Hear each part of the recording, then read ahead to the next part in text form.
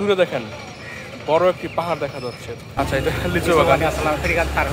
লম্বা পথ চলার পর একটা যাত্রা বিরতি, এখানে দুপুরের লাঞ্চ করব। কর্ণফুলী নদী মানেই অপরূপ দৃশ্য, আর এখানে প্রচুর হনুমান। বস্তি হয়ে রাঙ্গামাটি শহর আমাদের সহযাত্রী ছিল, একেবারেই নতুন অভিজ্ঞতা হতে যাচ্ছে। পথের বাঁকে বাঁকে চমক। বান্দরবান থেকে রাঙ্গামাটি যাচ্ছি, বাস মিস করেছি। বাঙ্গাল হালিয়া বাজারে বান্দরবান থেকে 28 কিলোমিটার আসলাম। পথের সুন্দর দৃশ্যগুলো দেখাতে পারিনি, কারণ মাথা ঘুরাচ্ছিল ব্যাপক। আমার ওয়াইফ, আমি এবং আরেকজন চাকমা দাদা, ওনারও মাথা ঘুরাচ্ছিল, উনিও অনবস্ত এই পথে। বাট অন্য যারা স্থানীয় তাদের সমস্যা হচ্ছিল না। এখানে ছাদটা খোলা না থাকার কারণেই মাথা ঘুরাচ্ছিল, দুপাশের দৃশ্য দেখতে পাচ্ছিলাম না। এই পেছন থেকে আসলাম বান্দরবান থেকে, আর এখন যাব ফেরিঘাট হয়ে রাঙ্গামাটি।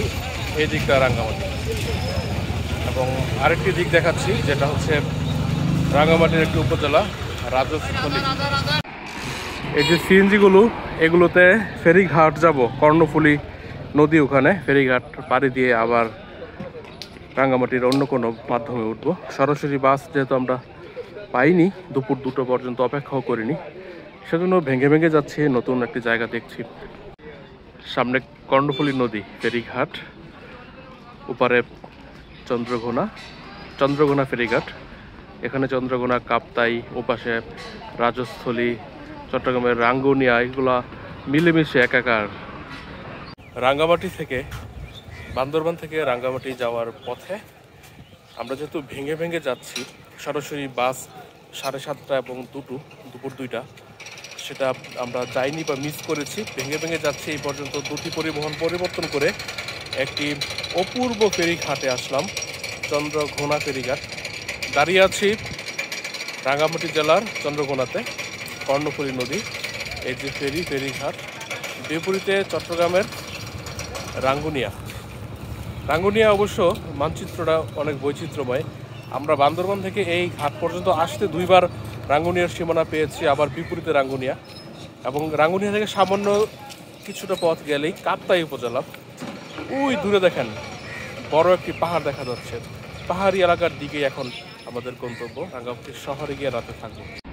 ফেরিটি ভাসিয়ে দিচ্ছে, এটাতে আমরা যাচ্ছি না।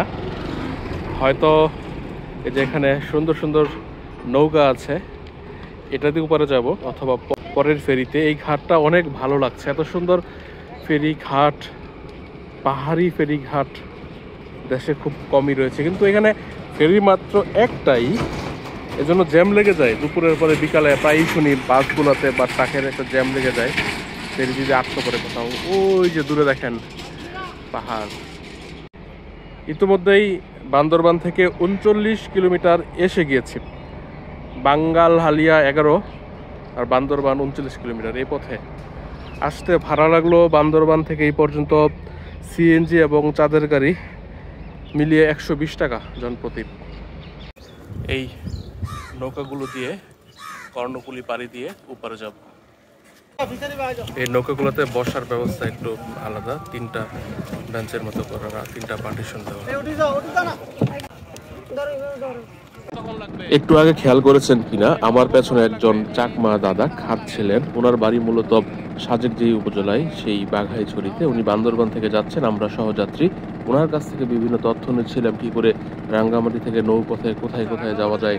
এসব গল্প শুনতে শুনতেই কর্ণফুলী নদীর এই রাইখালি কাপ্তাই অংশের যে ফেরিঘাট, এটি পাড়ি দিচ্ছিলাম। সুপ্রিয় দর্শক, বান্দরবান থেকে যে 2টি বাস রাঙ্গামাটিতে এই পথে যায়, এই জায়গাটি একটি বিপজ্জনক পয়েন্ট। ওই অর্থে ফেরি যেহেতু একটাই, আটকা পড়ে, মাঝে মধ্যে জ্যাম সৃষ্টি হয়।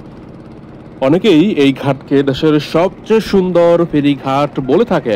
ওই যে পাহাড় দেখা যায়, এবং পাহাড়ি নৌকার জন্যই হয়তো এমনটা। দাদার নাম অবলিন্দ বিকাশ চাকমা, ওনার সাথে একজন শিক্ষক। বান্দরবান থেকে এই কাপ্তাই পর্যন্ত আসলাম, রাঙ্গুনিয়া। এখান থেকে আলাদা হয়ে যাবো, সরাসরি উনি রাঙ্গামাটি যাবে, আমরা কাপ্তাই ঘুরে যাবো। অনেকক্ষণ কথা বললাম, ভালো লাগলো আর কি। মনে থাকবে লিচু বাগান বলে এই জায়গা লিচু বাগান। আচ্ছা, এটা লিচু বাগান। ওনার বাড়ি হচ্ছে বাঘাইছড়ি, যেই পথে সাজেক যাওয়া হয়, বাঘাইছড়ি। উনি যাবে এখান থেকে, আবার নৌপথে যাবে রাঙ্গামাটি গিয়ে। ঠিক আছে, ভালো থাকবে।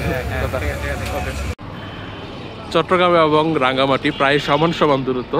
লিচু বাগানে আছি, ফেরি পার হয়ে এসে লিচু বাগান, সামনেই কাপ্তাই, সেখানে লোকাল সিএনজিতে যাব। জনপ্রতি শুনলাম 40 টাকা ভাড়া।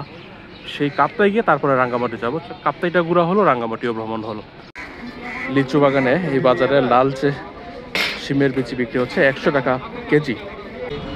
ঘোষ তয়লি মাইজুম,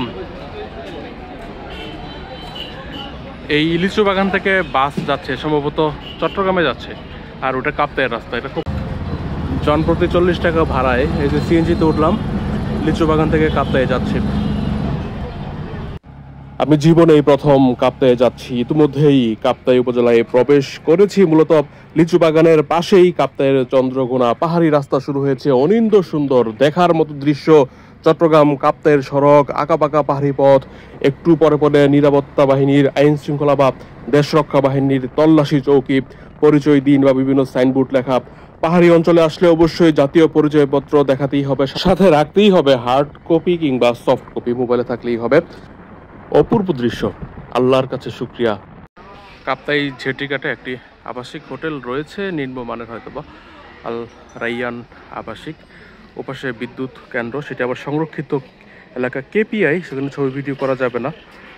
বিশেষ অনুমতি সাপেক্ষে প্রবেশ করা যাবে, কিন্তু আমরা সাধারণের জন্য সেটা প্রবেশের দিকে নাই, কোনো রেফারেন্স ছাড়া হয়তোবা। আমরা সেজন্য যাইনি, ঝেটিঘাটে চলে আসলাম। কাপ্তাই জেটিঘাটে আসলাম। এখান থেকে ওই দূরে জলবিদ্যুৎ কেন্দ্রটা দেখা যাচ্ছে, ওই যে দেখেন, এই হচ্ছে কাপ্তাই জলবিদ্যুৎ কেন্দ্র। কর্ণফুলী নদীর উপর এই পয়েন্টে বাঁধ দেওয়ার ফলে 60-এর দশকে তখন এই রাঙ্গামাটির নির্মাঞ্চল প্লাবিত হয়ে যায়। সেই থেকে এই কাপ্তাই হ্রদের জন্ম। এই জায়গা থেকে বিভিন্ন অঞ্চলে ট্রলার সার্ভিস রয়েছে, জানবো কোন কোন জায়গায় যায়। স্থানীয় একজনের সাথে কথা বললাম, উনি যেটা বললো যে এখান থেকে একমাত্র উপজেলা সদর বা থানা বা বড় বাজার হিসেবে বিলাইছড়িতে ট্রলার আছে, হয়তো দিনে কয়েকটা আছে, আর বাকিগুলো হচ্ছে বিভিন্ন গ্রাম, ইউনিয়ন, ছোট ছোট বাজার, ওইগুলোতে। লম্বা পথ চলার পর একটা যাত্রা বিরতি, এখানে দুপুরের লাঞ্চ করব। কাপ্তাই ঝেটিঘাটের ঠিক পাশেই দোতলা একটি রেস্তোরাঁ, চমৎকার ভিউ, এই কর্ণফুলী নদী বা কাপ্তাই হ্রদ, কাপ্তাই লেক। ওই পাশে বাদ দেওয়া হয়েছে, এই পাশটা তাপবিদ্যুৎ কেন্দ্র, সবার জন্য প্রবেশাধিকার সম্ভব নয়। দেখেন কি পাহাড়ি দৃশ্য, কাঠের কাজ চলছে এখানে, বিভিন্ন জায়গা থেকে কাঠ আনা হয়েছে, একটি মোকাম। আর এইগুলা দেখেন, এই ভিউটা দেখেন, প্রাণ জুড়িয়ে যায় এরকম ভিউ দেখলে। অসাধারণ, মনোমুগ্ধকর, অপূর্ব। স্থানীয় বিভিন্ন ছোট ছোট গন্তব্যে নৌযান যায়, দূরেও যায়, বিলাইছড়িতে যায়। একজন বলল,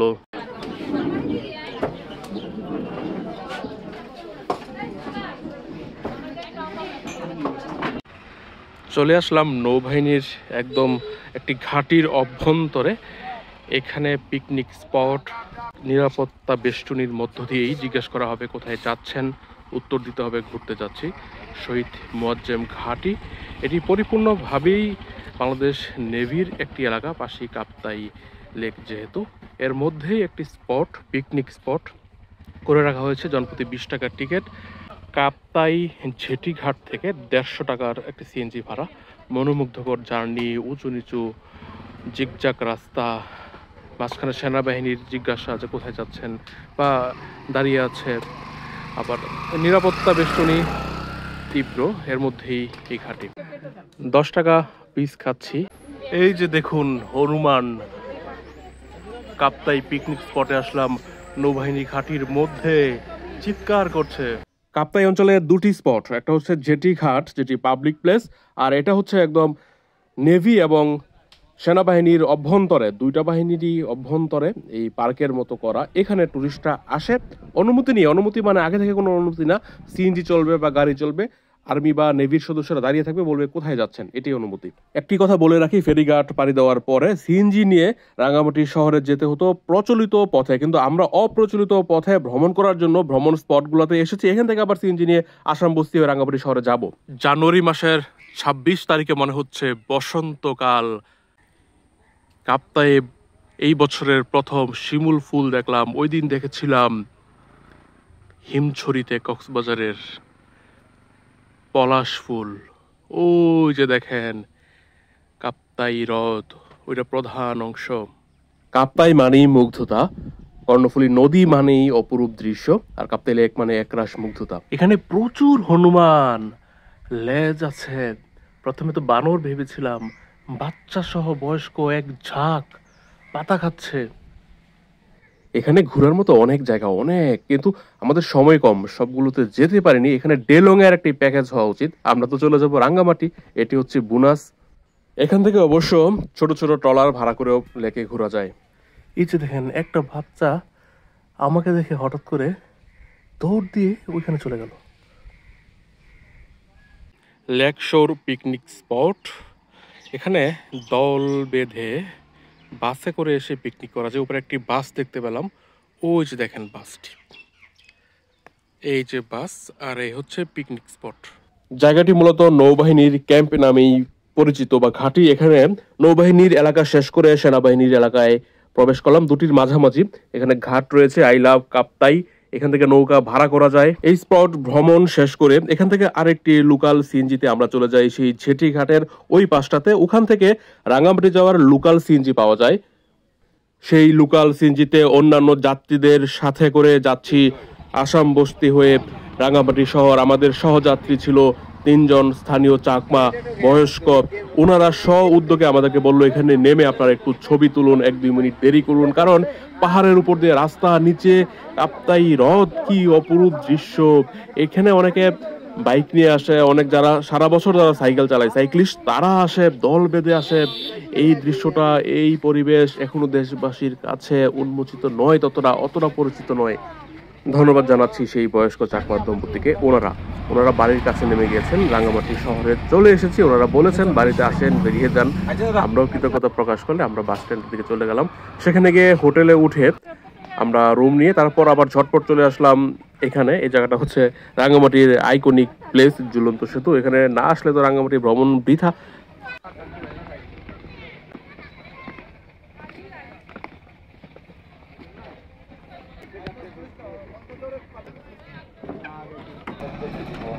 আমরা যাবো অন্যদেরকে যাওয়ার